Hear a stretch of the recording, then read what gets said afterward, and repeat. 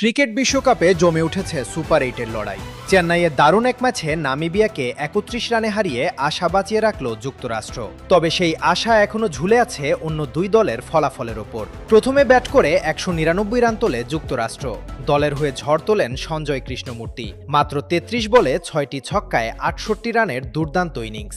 অধিনায়ক মোরাঙ্কো প্যাটেল খেলেছেন ৫২ রানের দায়িত্বশীল ইনিংস। মিলিন্দ কুমার করেন ২৮, শায়ান জাহাঙ্গীর ২২ এবং সাইতেজা মুকামেলা যোগ করেন ১৭ রান।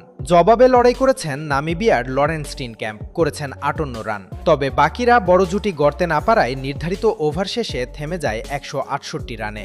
বল হাতে যুক্তরাষ্ট্রের শ্যাডলে ফন শ্যালকিক নেন ২ উইকেট। পুরো আসরে এখন পর্যন্ত তার সংগ্রহ ১৩ উইকেট। এই জয়ে যুক্তরাষ্ট্রের আশা টিকে থাকলেও ভাগ্য এখন নির্ভর করছে ভারত ও পাকিস্তানের ফলাফলের ওপর।